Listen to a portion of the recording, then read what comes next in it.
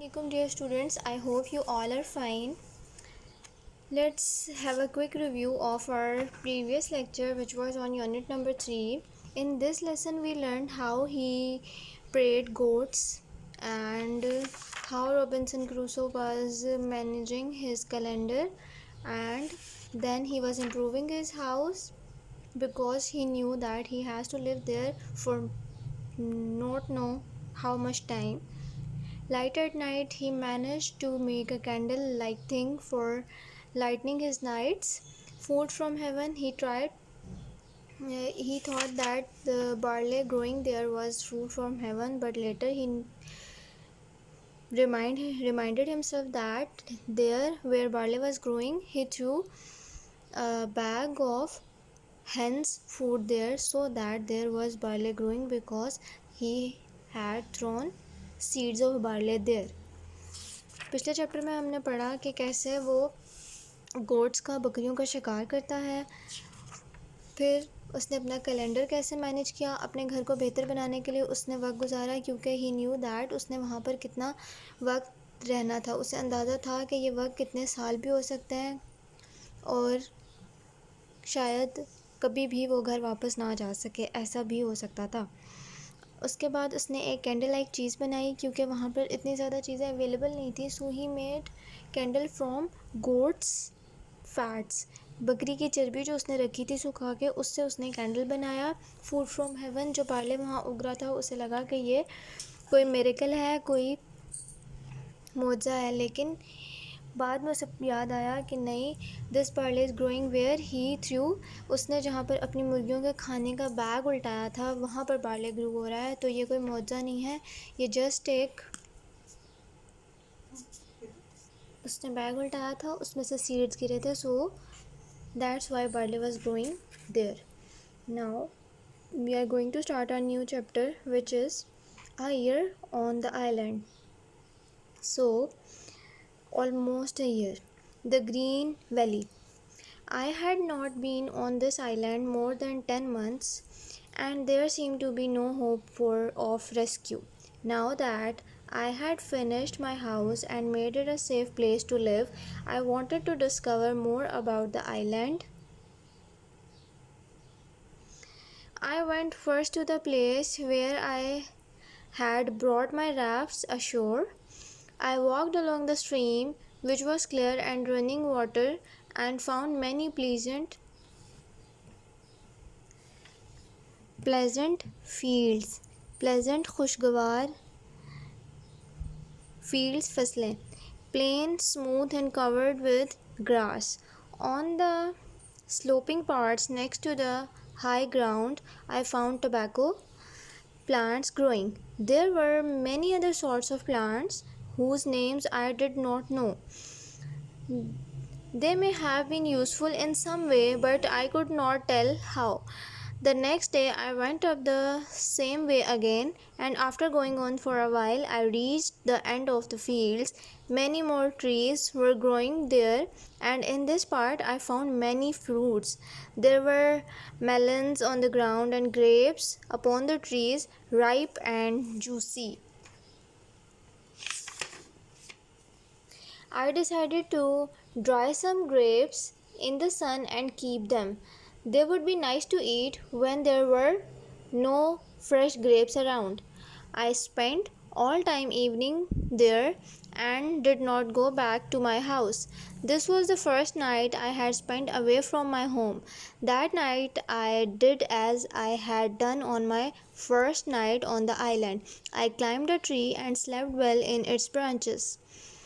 The next morning I went on for nearly 4 miles.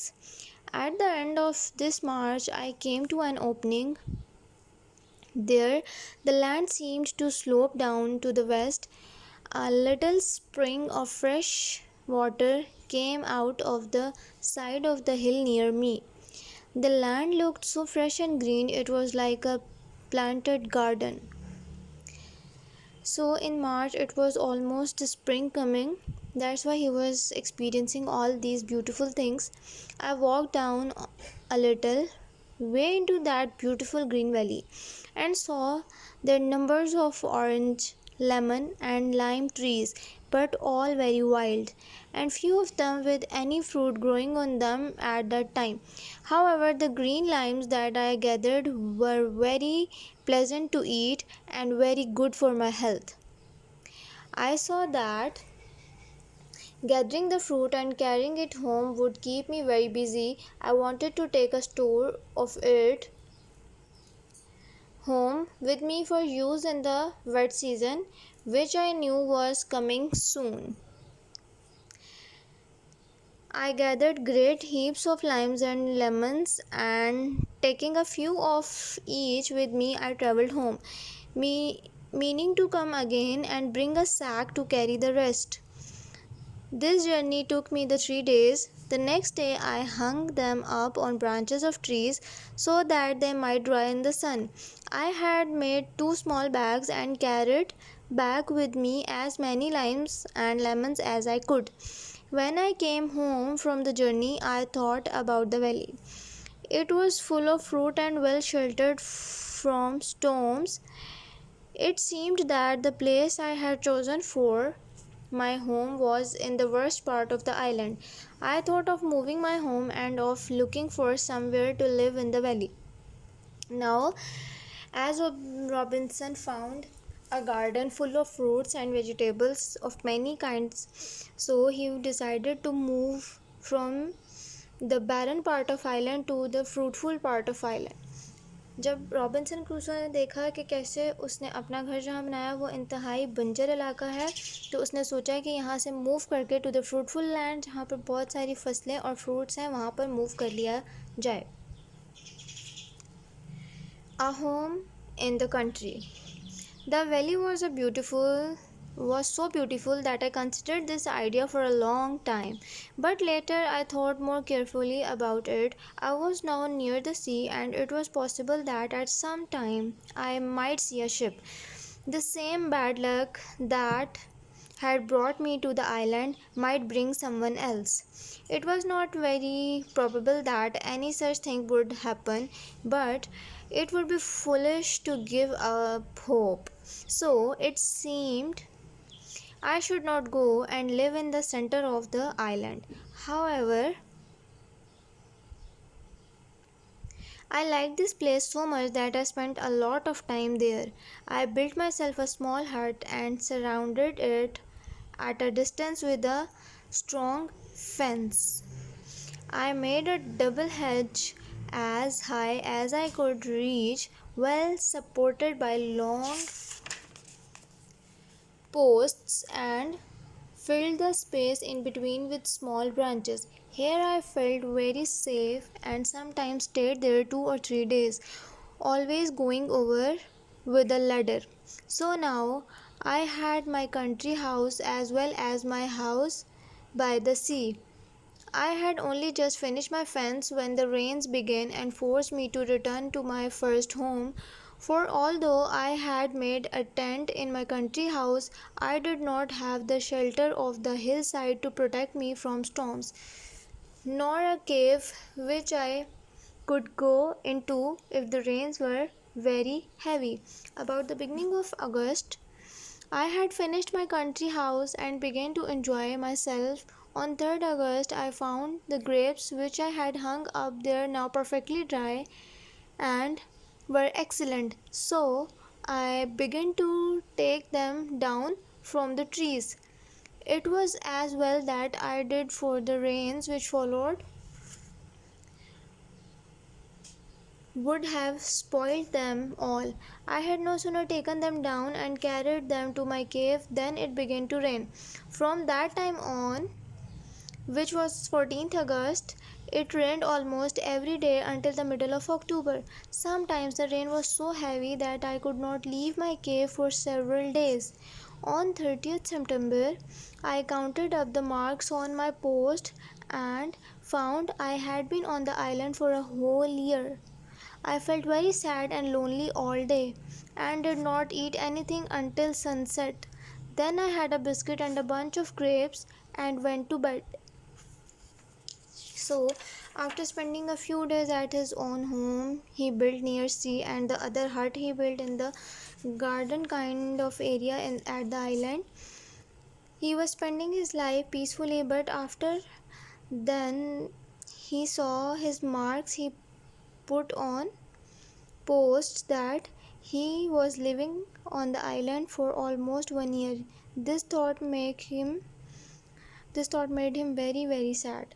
जब उसने post पर जो निशान लगाए थे अपना कैलेंडर मेंटेन करने के लिए, उसने वो काउंट किए. सो ही केम टू न्यू कि उसे आइलैंड पे 1 साल हो चुका है, और इसके बाद उसे बहुत अकेला और बुरा महसूस हुआ कि वो 1 साल से अकेला यहाँ भटक रहा है, उसकी ज़िंदगी का 1 साल. Experiments. I have mentioned that I saved a few ears of barley, which I thought had surprisingly grown by itself. I had, I believe, about 20 ears of barley. Now, just after the rains, I thought it would be a good time to sow the grain from them. I dug up a piece of ground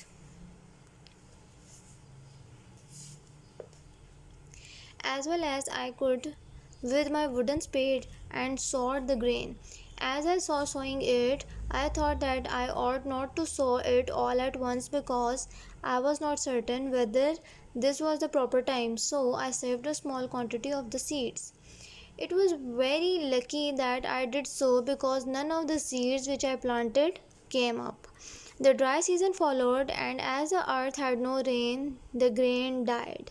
I waited until February before I tried again, and this time I dug a piece of ground near my hut in the valley. The rainy season followed in March and April, and this seed came up and gave a very good crop. But as I had only very little seed and had not dared to sow all of it, the crop was still quite small. But this experiment taught me what I needed to know. I now knew exactly the right time to sow my seeds. While this barley was growing, I made a small discovery which was useful to me afterwards. As soon as the rains were over about November, I visited my hut in the valley. Although I had not been there for several months, I found everything just as I had left it. The double hedge that I had made was not only unbroken and undamaged, but the sticks which I had cut from trees nearby had begun to take root. There were long branches growing from them, which I trained to grow as much alike as I could. In 3 years, they grew into very beautiful shapes and provided a complete shadow over my hut. I decided to cut some more posts and make a hedge like this round the wall of my first house. I did this placing the posts in a double row about 8 yards from my first fence. They soon began to grow and made a fine cover for my house. Later they served as a second wall too, as I shall describe when the time comes. I found now that season of the year could be divided not into summer and winter as in Europe, but into the rainy season and the dry seasons, which were usually as follows: from mid-February to mid-April rainy, from mid-April to mid-August dry, from mid-August to mid-October rainy, from mid-October to mid-February again dry. Now that I knew when it was likely to rain, I took great care to be prepared for it. I stayed indoors as much as possible during the wet months. During this, I found plenty to do indoors. There were still many things I needed. In particular, I tried making baskets, but the twigs I used always broke so easily that I could do nothing with them. Then I remembered the trees near my country house. Perhaps these twigs would be strong enough. I decided to have one last try. So, the next day I went to my country house and cut some of the smaller twigs. I found that they were just right for what I wanted, and I was able to make a great many baskets. Some of them were for carrying earth, others for storing or carrying other things. Though I did not finish them off very well, they were good enough for what I wanted. Afterwards, I took care never to be without them. As they wore out or broke, I made more, especially some deep, strong ones in which to keep my barley. Now we saw that how he made a fence around his hut at the valley side or countryside where he got fruits. He made a hut and a fence like this. Later the woods of the fence, there was so much grass on them that almost gave a new covering to his hut. And he found and discovered that how to make baskets to save and carry his things along. I explored more of the island. I have already said that I wanted to see the whole island. I had traveled up the stream to the place where I had built my country house and had seen that there was a way down to the sea on the other side of the island. I decided that I would travel right across to the coast on the side. I took my gun, my axe, and my dog, and a larger quantity of powder and shot than usual. I put some biscuits and a large bunch of dried grapes in my bag and began my journey. When I had walked up the valley where my hut stood, the sea was to the west of me. It was a very clear day, but I could not tell whether it was a large island or the mainland. I guessed it must be about 60 miles away. I walked on and found this western side of the island much nicer than mine. There were fields of grass and many flowers. I saw a great number of parrots and I thought it would be a good idea to catch one, tame it and teach it to speak. After much trying, I at last caught one and took it home.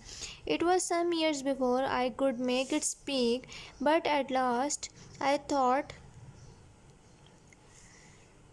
that I taught it to call me by my name. As he was all alone on the island, he was very desperate. Somebody must be there to talk to him, so he only found a parrot and taught him to speak, and after many years he was able to speak Robinson's name. It took me several days to reach the coast, and when I did so I saw that I had made my home on the worst side of the island. Worst superlative of bad. Here the shore was covered with hundreds of turtles. On the other side I had only seen 3 in a year and a half. There were also many birds, some good to eat, but I did not know their names. I could have killed as many as I pleased, but I had to be careful of my powder and shot. It was better to kill a she-goat if I could, as the meat would supply me with more meals. Though there were many more goats here than on my side of the island, it was more difficult to get near them. The country was flat and they saw me much sooner than when I was on the hill. As this side of island was flat and goats saw him very early before he could reach them. But if he was able to get a goat, he would have meal of many days, but a parrot or a bird will give him meal of only one time or one day if he eat small amount of meat. Now I will show you the list of the words you have to do as your homework. These are the words for which you have to find synonyms and make sentence for each of the word. یہ words ہیں جن کے آپ نے synonym لکھنے ہیں, ہر word کا synonym, اور ہر ورڈ کے لیے ایک سینٹینس بنانا ہے. Exercise is given on page number 87. ہر چیپٹر کی ایکسرسائز بک کے پیچھے دی گئی ہوئی ہے. Chapter 4 as we have done with chapter 4, so you people have to do exercise of chapter 4 also. Kindly do your homeworks. May meet you in the next class. Till then, take care of yourselves and Allah Hafiz.